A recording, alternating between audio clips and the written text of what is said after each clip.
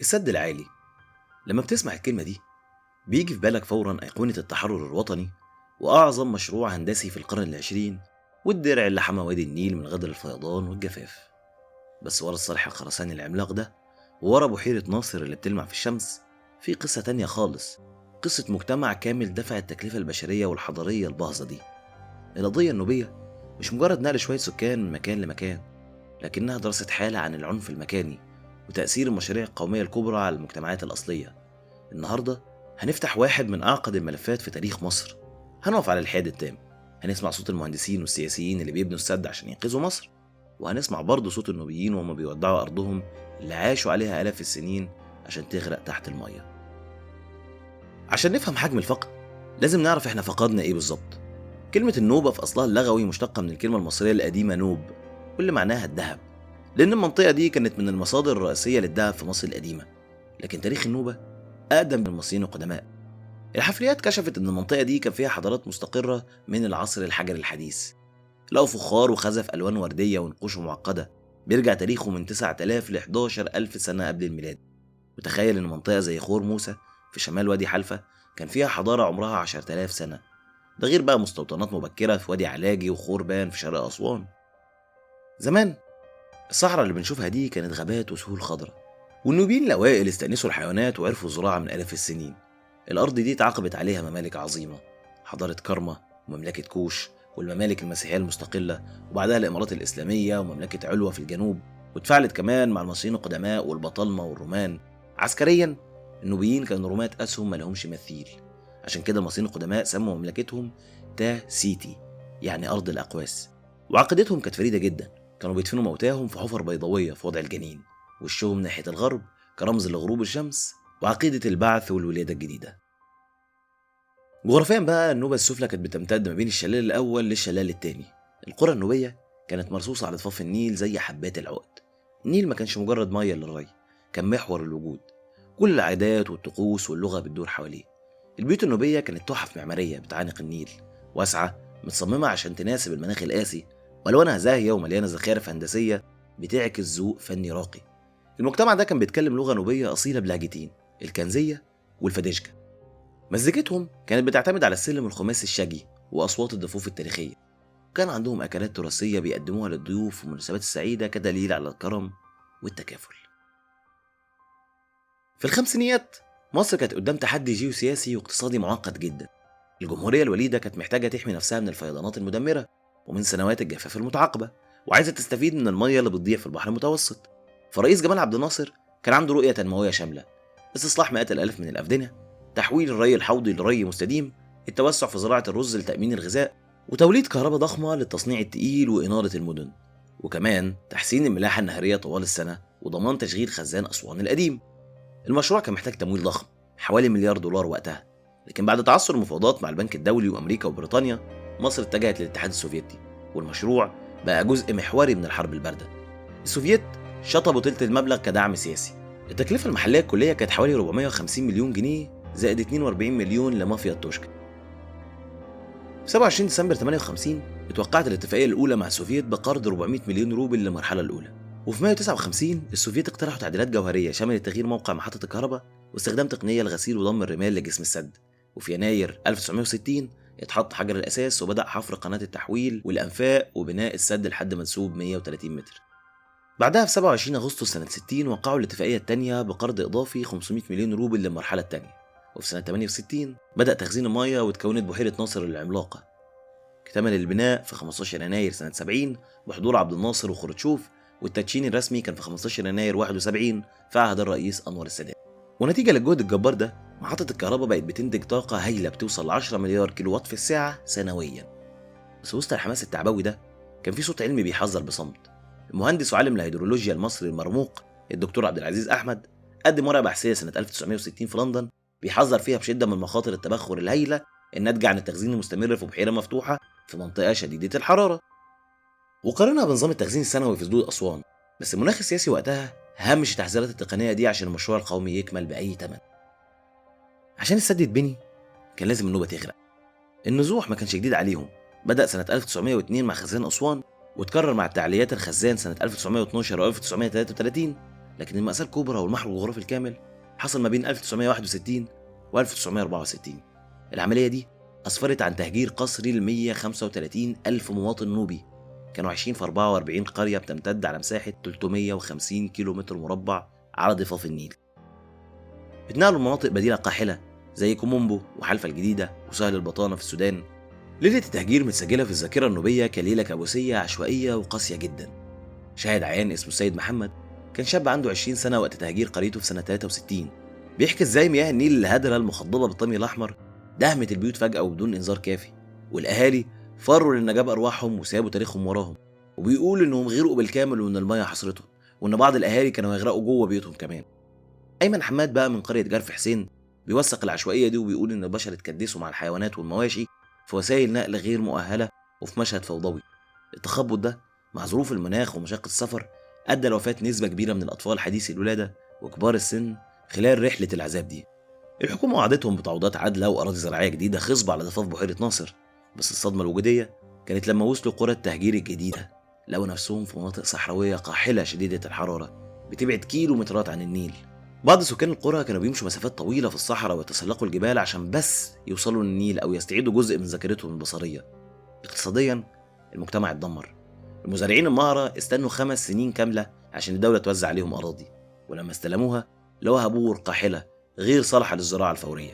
في ال5 سنين دي المزارعين نسيوا حرفتهم، والجيل الجديد اللي اتولد ما يعرفش حاجة عن الزراعة، فالمنظومة الاقتصادية انهارت بالكامل. مع ارتفاع منسوب المية الغرق ما طالش بس القرى والمقابر، لكنه ابتلع شواهد تاريخية للأبد.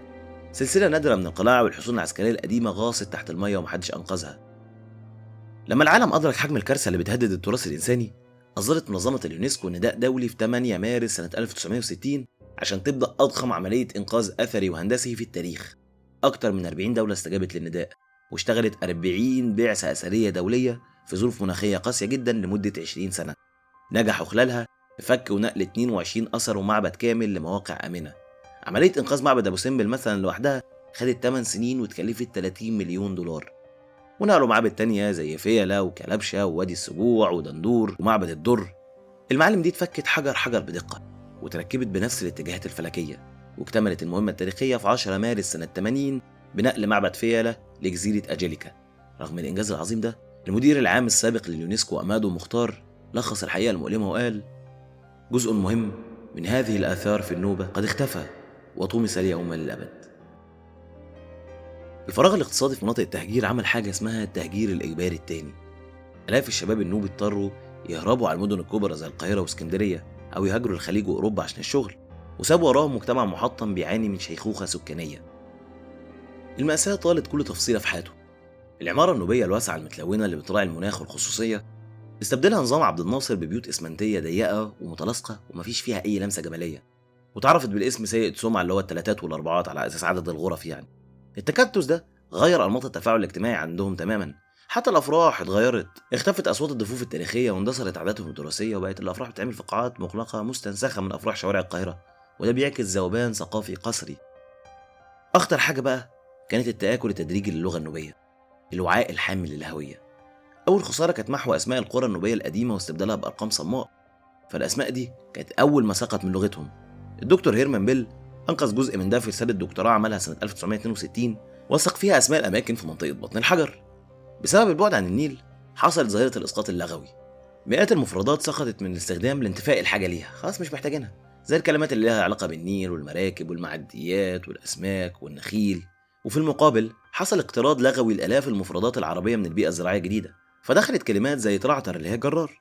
اللغة اتراجعت وبقت لغة بيت وبس، والشباب في مناطق زي حلفة الجديدة اضطروا يتعلموا لغات قبائل تانية عشان يقدروا يشتغلوا في مهن جديدة زي رعي الأبقار مثلا.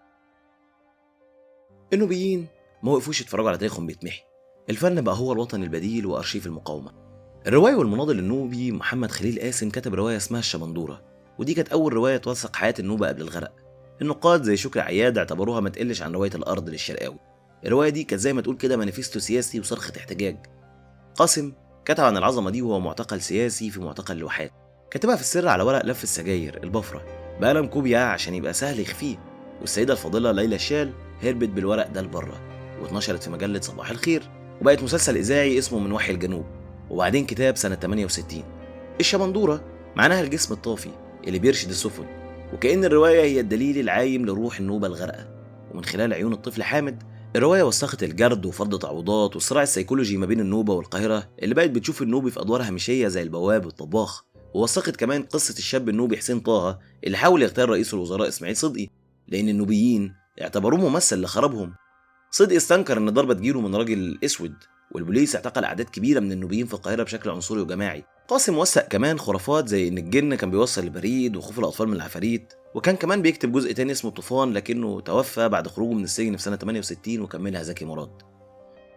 لما تيجي تتكلم عن الفن اللي وثق مأساة النوبة، اسم واحد بيفرض نفسه قبل أي كلام: محمد منير. بس خليني أقول لك على حاجة قبل ما أحكي لك عن أغانيه. منير مش بس غنى عن النوبة، لكنه بنى مشروعه الفني كله عن روح النوبة. ال 350 أغنية اللي قدمها في أكتر من 30 ألبوم، الإيقاع فيهم كله، الحركة، النبض السريع، ده ما كانش من فراغ. ده صوت الطفل اللي نشأ في مكان فيه نيل صامت وجبال صماء وبيوت طينية ساكنة. الصمت ده خلق جوع للإيقاع، والإيقاع النوبي العميق ملك جوع ده. منير طول مسيرته سواء بشكل مباشر أو غير مباشر، ويمكن بعد ما تسمع الحلقة دي تغير وجهة نظرك في معظم أغانيه، كان بيتكلم عن النوبة والقضية والإحساس اللي حسوه في الهجرة وما بعدها. وكان دايما لما يتسأل عن النوبة كان يسأل: أنهي نوبة؟ منير بيحكي في إحدى مقابلاته عن موقف ظريف ومعبر، كان مع أخوه فاروق في لقاء مع أصحاب من عائلات أرستقراطية، كانوا بيتفاخروا بالكلام بالفرنسية والإيطالية والإنجليزية. ففاروق همس لمنير قال له خليهم يتكلموا ورد بالنوبي. وفعلا الاتنين اتكلموا بالنوبية الخالصة وأربكوا الحضارين وانتصروا بصمت. اللغة اللي كانت هتمحى كانت هي رد. ولو منير هو صوت النوبة في القاهرة، فعلي حسن كوبان هو الصوت اللي أخد النوبة للعالم. الفنان النوبي اللي أمضى حياته يسجل ويوثق الموسيقى النوبية وقدمها في مهرجانات الموسيقى العالمية ورفض يخفف الأصالة عشان يكسب جمهور أوسع. الراجل ده حمل التراث كأمانة ليوم الحساب. سياسيا، حلم حق العودة فضل عايش. بعد ثورة يناير 2011 الحراك النوبي طالب بحقوقه الدستورية. الناشطة منال الطيبي استقالت من جمعية دستور 2012 احتجاجا على تهميش القضية. وفي دستور 2014 بدخول شخصيات زي الأديب حجاج أدول، الدستور اعترف صراحة بحقوق النوبيين. المادة 236 ألزمت الدولة تنفيذ مشروعات ترجع النوبيين لمناطقهم الأصلية خلال 10 سنين.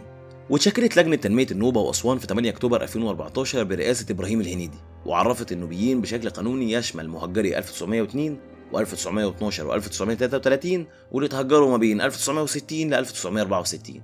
ولجنة فرعية من 18 عضو جهزت مشروع قانون للعودة، لكن القرارات التنفيذية المتضاربة عطلت كل ده.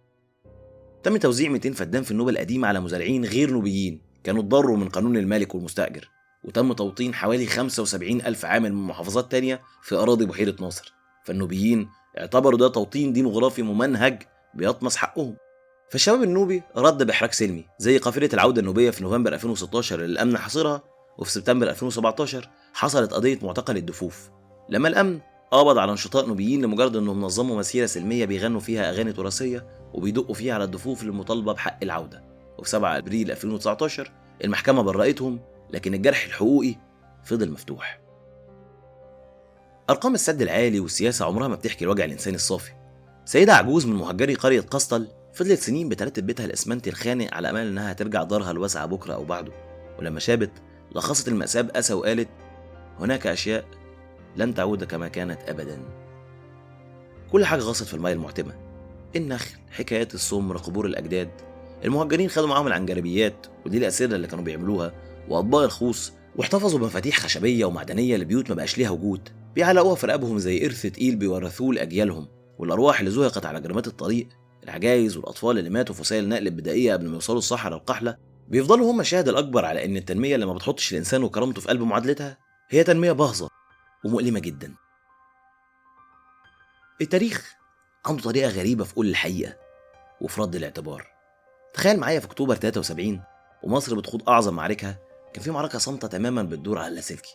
الجيش المصري كان بيواجه مشكلة حقيقية، اتصالاته كانت معرضة للتنصت الإسرائيلي المستمر. الحل جه من أقصى الجنوب.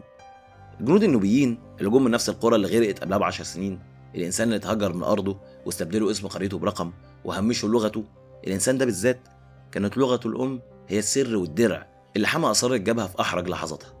الاتصالات العسكرية الحساسة اتبثت باللغة النوبية، واللي وقف قدامها أي محلل أو ضابط استخبارات في الجانب الآخر عاجز تماما. اللغة اللي حمت الجبهة دي بتواجه النهاردة معركة أشرس بكتير. اسمح لي اسالك سؤال قبل ما نختم. لو انت نوبي اتولدت في القاهره في شقه في عماره في شارع زحمه، ايه اللي بيربطك بالنوبه؟ اسم جدك؟ لون بشرتك؟ ولا اغترابك المركب في مدينه راسماليه ما بتعترفش بخصوصيتك؟ الخطر الحقيقي اللي ما بيتكلمش عنه كتير مش الغرق. الغرق خلاص حصل. الخطر هو النسيان. النهارده جيل كامل من الشباب النوبي نشأ في المدن ما يعرفوش كلمه نوبيه واحده. اللغه النوبيه في خطر حقيقي، واللغات بتموت لما اخر انسان بيتكلمها يموت. الجيل ده مش مذنب. ايه اللي هيخليه يتعلمها وهو شايف مجتمعه الاكبر مش بيعترف بالنوبيه الا كلهجه غريبه؟ ولما الطفل النوبي ما يكونش عارف يقول كلمه واحده بلغه جده عشان جده نفسه بيخجل من حاجات التهجير عشان ما بيعرفش يشرحها من غير جرح، الخيط بينهم بيتقطع. مفيش حل سهل لده، بس في خطوه اولى: اننا نتكلم، اننا نحكي، ان الشباب النوبي يعرف ان جذوره دي مش ماضي انتهى، لكنها حضاره بنت بالذهب وعلمت العالم، وصمدت قدام المصريين القدماء والبيزنطيين والرومان، وصمدت قدام الغرق. السؤال هو: هل هتصمد قدام النسيان؟ كان معاكم أدهم أمين، ودي حدوتة قبل النوم. تصبحوا على خير.